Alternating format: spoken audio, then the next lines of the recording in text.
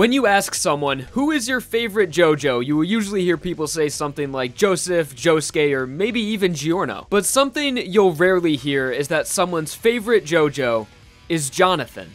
Unless, of course, Phantom Blood is the only part that the person has read or watched. In fact, Jonathan is usually close to or at the bottom of people's favorite JoJo lists. But why is this? I mean, he is the first after all. One of the most common complaints I hear about Jonathan is that we didn't see enough of him, which is true, but only in terms of panel and screen time. Other than that, Jonathan is actually one of the only JoJos whose entire life is told during their story. Of course, not every detail, but we see the most important moments in his life that impacted his character the most and influenced the direction his life would move in. The beginning of Phantom Blood starts off with Jonathan as a baby, where we see his mother's tragic death, giving us an idea of how his childhood would be growing up without a mother, and also a glimpse of the type of person his father is and the way he would raise Jonathan to be the same. We then skip to Jonathan as a teenager, where we get a good idea of the kind of person that he has become, a true gentleman, or at least trying to be, while still having very human characteristics.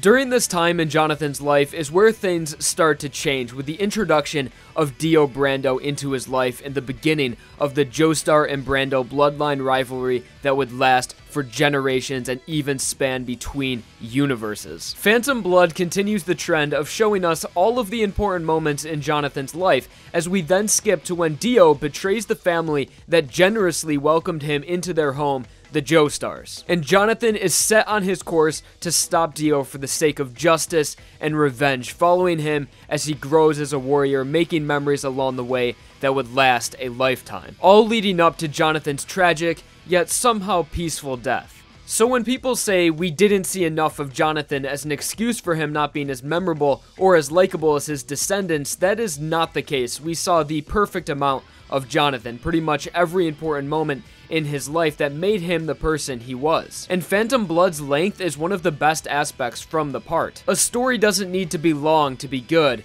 and a character doesn't need to be reoccurring to be memorable. JoJo is very good at enforcing this concept, especially in its earlier parts, as a character as iconic as William Zeppeli, who is a staple in the series, was introduced, played his role in the story, and then died only in a matter of 4 episodes and 8 parts, and 20 years later, he is still one of the most iconic and memorable characters in the entire series, right up there with almost every main JoJo. So saying that we didn't see enough of Jonathan is not a very good excuse for disliking him as a character, but if someone was to tell you that they dislike Jonathan because he was boring, well, then they would have a point. Yes, it's obvious that Jonathan is not the most dynamic or interesting character, nor is he the flamboyant hotshot like his grandson, Joseph, but it's everything that Jonathan isn't that makes him the character he is. It's interesting to look at Hirohiko Araki's thought process when he was creating the character Jonathan Joestar. Jonathan was special in a way,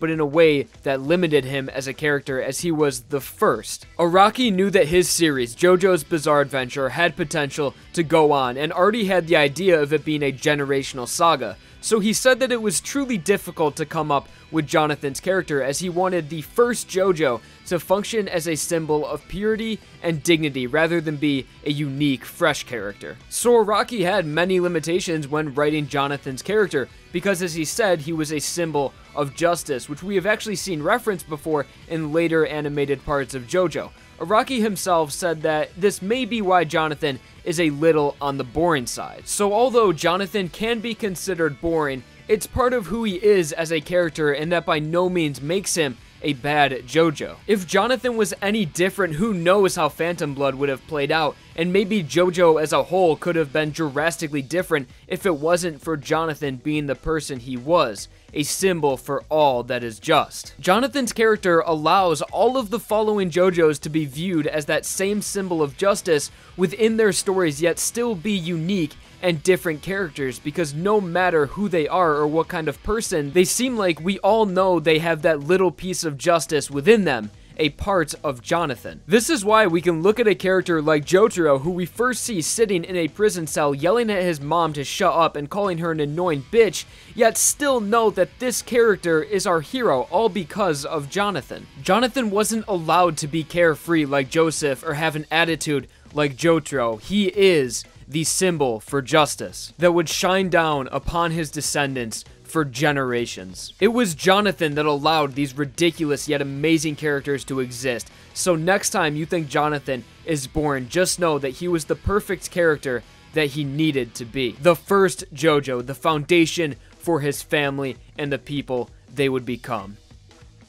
So those are my thoughts on Jonathan and Araki's justification for why he may be considered a boring character. Like the video if you enjoyed or if I fought your boredom, and of course subscribe for more videos. Thank you all for watching, and I hope you enjoyed.